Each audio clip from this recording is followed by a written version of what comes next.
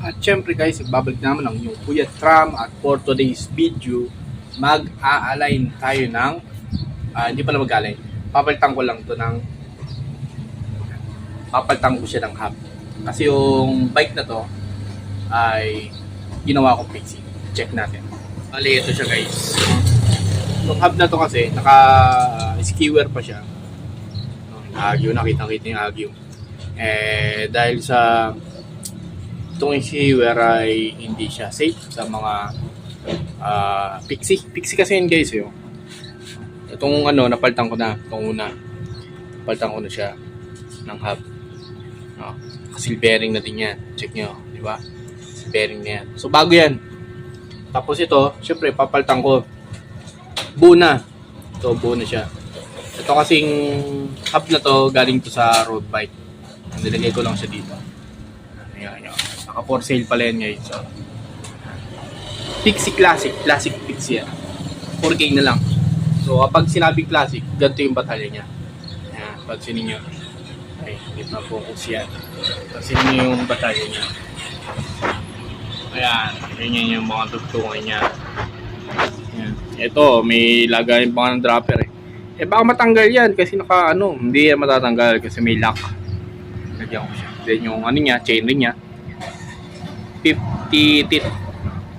Then yung harap. So, tara. Buuin natin to. Hindi pala. Babaklasin ko muna pala siya. Baklasin ko muna to.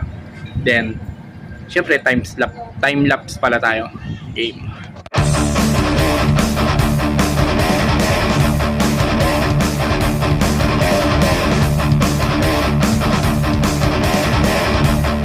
Guys, tanggal ko ng gulong. Susunod ko naman na gagawin na ibabaklasin ko tong rayos. Isa-isain ko yan syempre. Isa-isain ko yan. So 36 tong rayos nito. Yung pa rin kasi gagamitin ko Kasi kinakalawang na yan. Palitan ko lang din yan.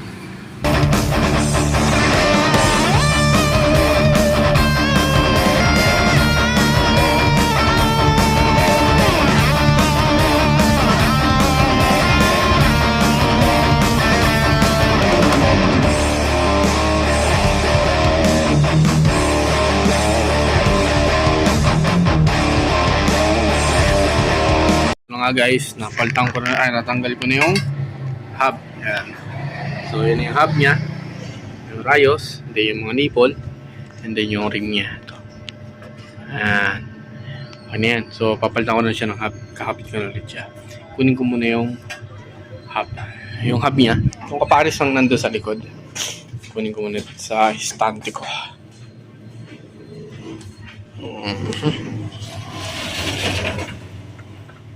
Kasi yung sa mga Pixie ay hindi talaga totaling mga naka-quick release. Naka bolt type talaga siya. Yan, naka-nut type. Nut lang siya. Ayan, ganito. At lalagyan natin dito.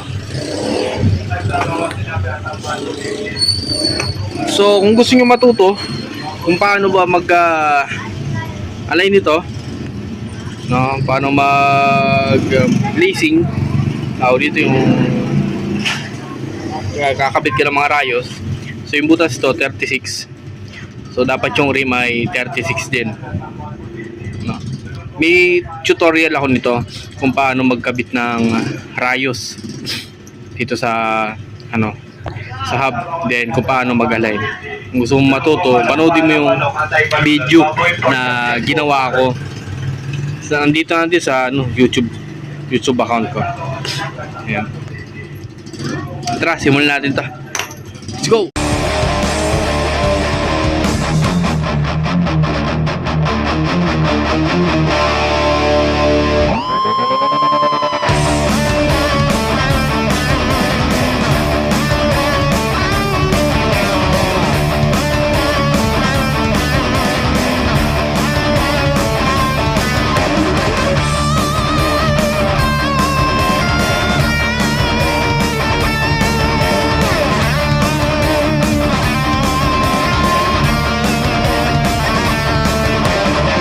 Syempre guys, tapos ko na siyang buuin. So ayan na.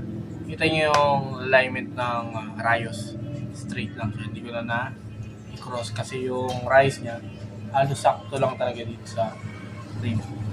Tsaka mula sa sakto lang siya. Hindi na siya may ma-cross. Ganyan, ginawa ko yun. Baka sabihin nyo, safety ba yung ganyan? Hindi ko pa masabi. Pero siguro, hindi. Pero good naman siguro to kasi marami siyang rayos eh. 36 hole to. 36 focus.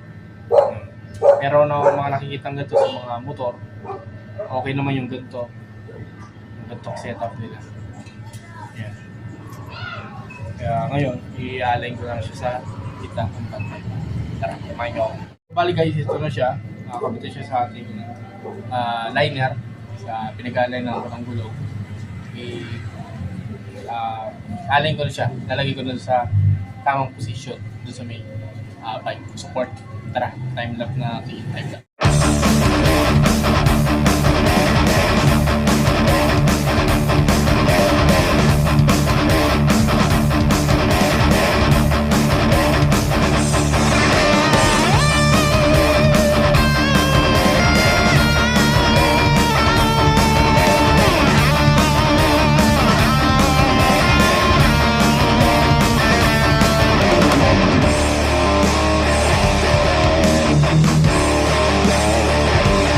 At ito na nga guys, yung ating rim, front wheel.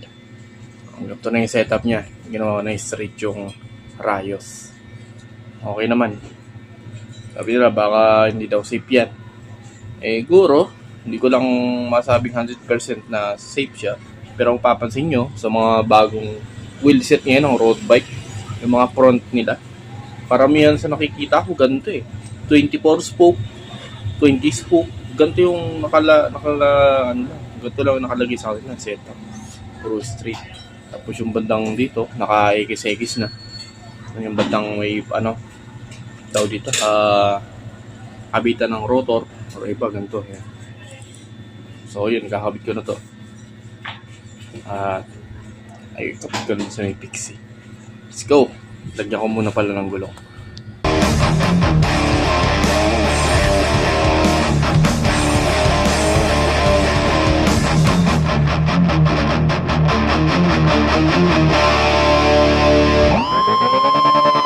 At heto na siya guys. Ayan. Kapit ko na yung kanyang gulong. Kenda yan. Kenda yan. Kenda. At ngayon ay kakabit ko na doon sa ating Pixie.